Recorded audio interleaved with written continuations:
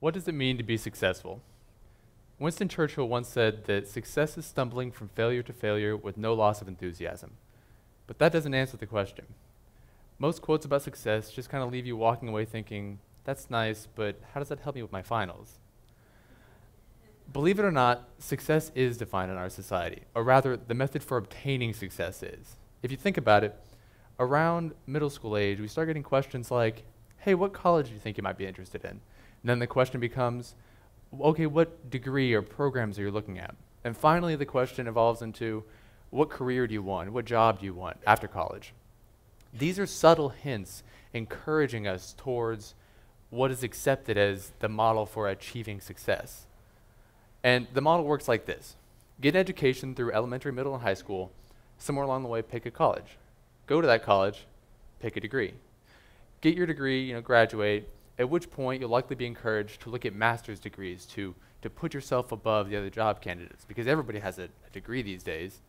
So you do that, well then you can't just jump into a job with no experience, so you get an internship to kind of get your feet wet in the job industry. And finally you might have a job, hopefully. This is a very tedious process with many steps, and frankly, it's a process that is completely and utterly broken.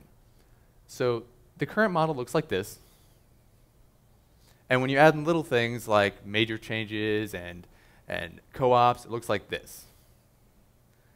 That's pretty extensive. And if you want to do anything different down here, you have to go all the way back here and do all that all over again. Well, why does it have to be done like this? Everybody does it this way, but why? Who is making us work on all of our education before we even think about a job? Why can't it be done at the same time? Like this. This is what I propose. You should be able to work on your education the same time you work on your job, you work on your career. So if you think about it, most people at some point in high school get an idea for what they might want to do. I don't mean what they want to do forever, but what they might want to start out with. What is stopping you from immediately going out and trying to do that? Why can't you walk into a big company's lobby, grab somebody by the shoulders, and just yell at them, "You give me a job"? Well, they'll likely, have security throw you out, and if they get really upset, you might go to jail, and you'll never work there, and you'll be sad. So you don't do that. But what you do instead is start getting involved in what you want to do early on. And I have a process for this that I call identify, seek, and submerge. And it works like this. The first step is probably the hardest. Identify what it is you want to do. I don't mean what you want to do forever, and I don't mean what you want to major in or what classes you want to take. I mean, think about just a little bit long term. What could you see yourself doing in a few years? And more importantly, how can you make progress towards getting there right now, besides just taking classes in college? So once you have that in your head, the second step is seek. Learn about it. Discover what you can about it. Talk to people who work in that field. Like, let's say, for example, you want to write programs for a big company. Well, don't just wait until you get to college and pay for a class to have a professor try to teach you how to program. Go ahead and take some free classes online. They're everywhere. Buy a few books if you want. Write a few simple programs. Isn't it better to take some free classes and decide you don't like something, then pay for some classes and decide you don't like it? This may sound like an addition to already plentiful schoolwork, but as many of us know, when you really are passionate about something, especially in the early stages where it's fun and new, it doesn't feel like work. It's enjoyable. But I want to take a step back for a sec before I get to the third step and talk about why this is even necessary. Why bother with any of this? Why not just do what everybody else is doing, go to college, get your degree, etc. Well, I'll tell you a quick story. My current boss has a degree in, but not a job in architecture. You see, when he was in his last year of college, he got an internship with a big-time architecture firm. The dream job, It was what he'd always wanted to do, what he'd worked for 5 years in his school to do. Well, while he was there, he realized that he hated architecture. Could not stand it. It was not for him. And this happens to so many people. But while he was there, he learned and he discovered what he was truly passionate about. That passion is what he does today. So my point is, you want to get experience and exposure and what you think you might want to do way sooner than is traditionally accepted. It may end up helping you get your foot in the door at a company way before you graduate, making life after graduation easier. Or it may help you realize that what you thought was for you isn't. And at which point you'll go and you'll have enough time to do something different.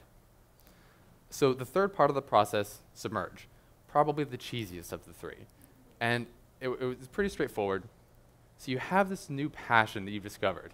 Make it a part of who you are. Make it something you think about, care about, want to work on, not just something you're going to take classes on in a few semesters. Because when you're truly passionate about something, you'll be amazed what you can do with it. Speaking of doing things with it, at this point, let's say you're a freshman or sophomore in college, it's a good idea to look for things like internships.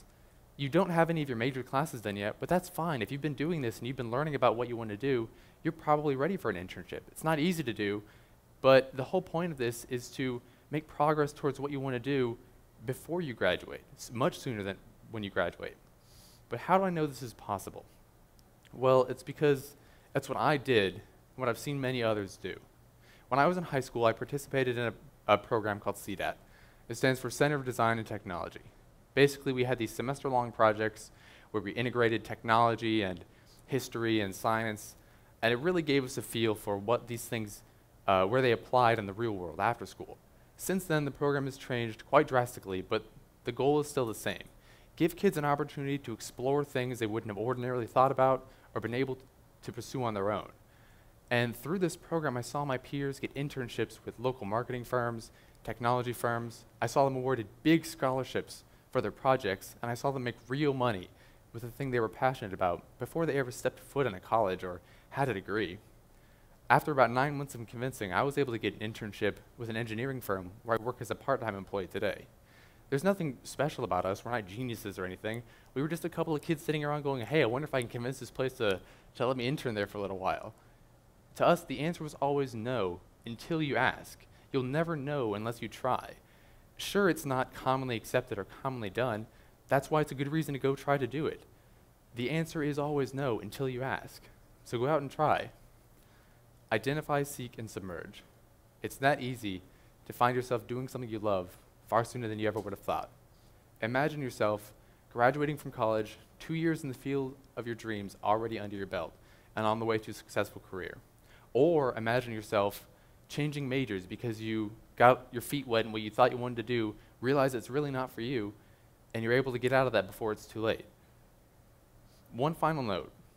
I want everybody who uses these ideas to do something different with it, because the whole point of this is to show that one blanket model for success does not exist. It simply doesn't.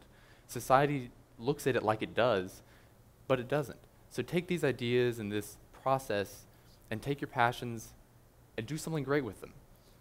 But whatever you do, do it sooner rather than later, and you'll thank yourself. Thank you all.